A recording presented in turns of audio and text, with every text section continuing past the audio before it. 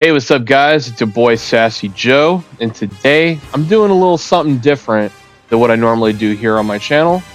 And Super Bowl 60 is literally a few days away, so today I have decided to rank the top 10 best Super Bowls of all time. This list is all based on personal opinion, and some of these games I actually did not see live. However, there were some old recordings I've seen from some of the games on this list, in which made me feel like they were so historic and classic that they had to be ranked on this list. Anyways, let's get into this. At number 10, I would like to kick off the very first Super Bowl out of the 4 consecutive Super Bowls that the Buffalo Bills lost, and that was Super Bowl 25 in the 1990-91 season. This was the closest Buffalo came to winning a Lombardi trophy, as they only fell short by a missed game-winning field goal. The New York Giants, however, managed to win this game 20-19 with backup quarterback Jeff Hostetler, since Phil Simms went down with a foot injury earlier that season. Little did Bills Mafia know at the time that their team would only lose 3 more Super Bowls consecutively after this game. Next up, we have Super Bowl 56 that happened in the 2021 to 2022 season. What exactly made this Super Bowl unique? Well, I definitely would like to say that the halftime show with Dr. Dre and Snoop Dogg was absolutely legendary, since the game was played in Inglewood, California at SoFi Stadium, home of that year's Super Bowl champs, Los Angeles Rams. Not to mention that Inglewood is not that far from where both Snoop and Dre are originally from, making that halftime show a West Coast classic. As much as I was rooting for Joe Burrow, Jamar Chase, and the Bengals in this game, Burrow was sacked 7 times, tying the record with former Cowboys quarterback Roger Staubach in Super Bowl X for most allowed sacks in a single Super Bowl. The Rams went on to win this game in their own home stadium 23-20, making them the second team to do so alongside the Tampa Bay Bucks, winning Super Bowl 55 in Tampa, Florida the previous year. Now, I feel like a lot of people would rank this game a lot higher, but as a Dolphins fan who was getting sick of the Patriots' 20-year dynasty at the time, Super Bowl 51 between the Patriots and Falcons definitely deserves a spot on this list. This game really had it all. Brady broke records. The Falcons choked the biggest lead in Super Bowl history, and this was also the first ever Super Bowl to be played in overtime. Midway through the third quarter, the Falcons were up 28-3, but Brady broke many records from that point by overcoming the largest comeback in Super Bowl history, in which he led the New England Patriots to a 34-28 victory in overtime. Not to mention, this was also Tom Brady's 4th Super Bowl MVP appearance, breaking Joe Montana's record, who only had 3 Super Bowl MVPs. Now, speaking of Joe Montana, he led the San Francisco 49ers to 4 Super Bowls in the 1980s, making the Niners the team of the 80s. However, his performance in Super Bowl 23 against Boomer Esiason and the Cincinnati Bengals was a Super Bowl classic to remember. Let's not forget Montana's legendary 92-yard drive that ended with a game-winning touchdown pass to wide receiver John Taylor. This rematch in the 1988-89 season was a whole lot better than the first time these two teams played back in Super Bowl 16. However, this game was more of a legendary performance by Montana's number 1 wide receiver, no other than Jerry Rice, who was awarded Super Bowl MVP of this game. Jerry Rice had 11 catches for 215 receiving yards and 1 touchdown. Rice's receiving yard performance in this game is still the Super Bowl record to this day. The game that started a 20-year dynasty for the New England Patriots back in 2001 to 2002. Fun fact, Super Bowl 36's logo was later revised, since this was the first Super Bowl to be played right after 9/11. And the logo that was published was to honor those that were lost that day on September 11th, 2001.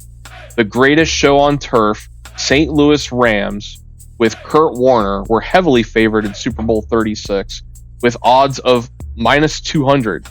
But after Drew Bledsoe went down with an injury earlier that season, a new superstar named Tom Brady took over. Kicker Adam Vinatieri kicked the game-winning field goal, leading the Patriots to a 20-17 victory. This game also put New England and Boston back on the map for sports, especially for football. I ranked this game because it started a dynasty that would last 20 years later, and it marked the beginning of Tom Brady's career. From being drafted 199th overall, becoming the face of the NFL in the future, this is a great motivational story for not just athletes, but for all mankind. All right, here we are in the top 5. Now, just like how Super Bowl 36 was a major upset, Super Bowl 42 in the 2007 to 2008 season was by far the biggest upset in Super Bowl history. The 2007 New England Patriots are the only team in history to win all 16 regular season games, but they fell short to Eli Manning's New York Giants in Super Bowl 42. The Giants were a wild card team in the playoffs that year, making them one of the only few teams to win the Super Bowl as a wild card. This game definitely had that legendary game-winning drive, which we all can't forget David Tyree's helmet catch. The game ended with a touchdown pass to Plaxico Burress, which led the Giants to a 17-14 victory, shocking the Patriots as their almost perfect season came to an end on a sad note. With that being said, the 1972 Miami Dolphins, who won Super Bowl VII, are still the only team to have a perfect season, even to this day. In the 1990 to 2000 season, we got to see the greatest show on turf, St. Louis Rams, against the Tennessee Titans, who have never been to a Super Bowl prior to Super Bowl 34. Quarterback Kurt Warner, who was the MVP of Super Bowl 34, was also undrafted as he was stocking shelves at a supermarket prior to becoming the Rams franchise quarterback and leading the Rams to their first ever Super Bowl victory. This was an amazing story to tell. The game was so cool to see at the time because we saw two new teams playing for the Vince Lombardi Trophy. The game ended with a pass from Titans quarterback Steve McNair to wide receiver Kevin Dyson, yet Dyson was stopped 1 yard short by who? Mike Jones, who, not the rapper, but Rams linebacker Mike Jones stopped Kevin Dyson 1 yard short of the goal line, leading the Rams to a 23-16 victory over the Titans, crowning the Rams the first Super Bowl champs of the millennium. At number 3 on this list, taking place in the 1997-98 season, Super Bowl 32 was the best Super Bowl of the 1990s for many reasons. Broncos quarterback John Elway was 0-3 in his first 3 Super Bowl appearances, all resulting in blowout losses. And this time, he had to face the defending Super Bowl champion, Green Bay Packers, led by no other than quarterback Brett Favre. Additionally, Elway converted on 3rd down with a helicopter spin, running in between not 1, not 2, but 3 defenders. This play was supposedly what ignited momentum throughout the rest of the game for the Denver Broncos, not to mention that Elway at the time was 37 years old. John Elway and coach Mike Shanahan led the Broncos to a 31-24 victory after being 11-point underdogs pre-game. John Elway had finally won his first Super Bowl, becoming the oldest quarterback at 37 years old at the time to win a Super Bowl, and the Broncos became the second ever wild card team to win a Super Bowl. I would like to talk about the last time the Patriots and Seahawks met in Super Bowl 49.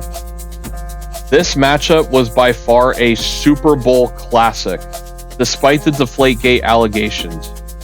In the 2014-15 season, Tom Brady had to face off against the defending champ Seattle Seahawks, led by quarterback Russell Wilson. Seattle was seeking a back-to-back title, while New England was seeking their first Lombardi trophy in 10 years. This game had so many miraculous plays on both sides of the ball, offense and defense, not to mention cornerback Malcolm Butler's game-winning interception at the goal line.